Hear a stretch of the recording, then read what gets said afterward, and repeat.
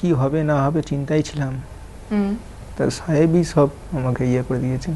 আমাকে জাস্ট নিয়ে গিয়ে বসে রাখা হলো। তারপরের দিন থানাতে ডাকলো, ডেকে কন্টেনারটা নিয়ে যেটা দিয়ে স্প্রে করি সেটা নিয়ে বসে রাখলো।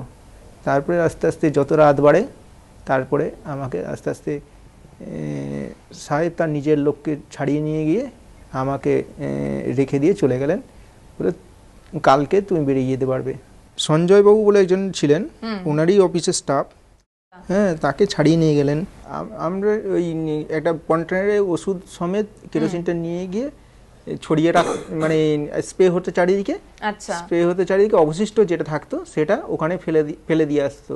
ওখানকার মানে স্টাফ যারা ছিলেন তারা বলতেন যে ফেলে দাও, কারণ এখানে থাকলে আরো এটা ইয়ে হবে, ভালো হবে, বাইরে ফেলাচ্ছে। আমার সত্যি কথা তো কিছু নেই, আমার কিছু লাইসেন্সও নেই, কিচ্ছু নেই। হ্যাঁ, আমাকে এইরকম ভাবে কাজ করায়। হ্যাঁ, তো এবারে তারপরে এই যে ঘটনাটা ঘটে যাবে আমি কল্পনাও করতে পারিনি। সাহেব একটা আমাকে ওয়ার্ক অর্ডার দিয়েছিল, সেটা হচ্ছে বিস্ময় রায়। মানে অতটা আমার অগোচরে ছিল না, উনি দেখালেন, দেখলেন তাতে আমার সই আছে, শর্ট সিগনেচার আছে, সেইটা দেখেই আমার ধারণা। কিন্তু আমি সেটা কল্পনা করতে নেই যে এই থেকে যে এত কিছু ঘটবে, আমি কোনো কিছুই সেই কোনো এভিডেন্স হয়তো দেখাতে পারবো না, কেননা আমার কাছে হয়তো কিছুই নেই। হ্যাঁ, কেননা আমি রাখিনি, কারণ হচ্ছে সাহেব কিছু করেনি। আর এইগুলো এখন কি হবে, এগুলো এত বছর ধরে কাজ করছি যেখানে ঘরের মানুষের মতন হয়ে গেছি।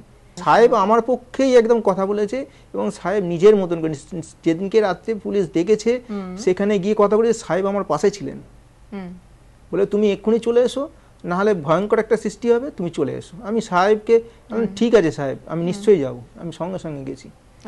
সেদিনকে আমাকে তাতেই ছেড়ে দিয়েছিলেন, 10টা 20 সময় ছেড়ে দিয়েছেন।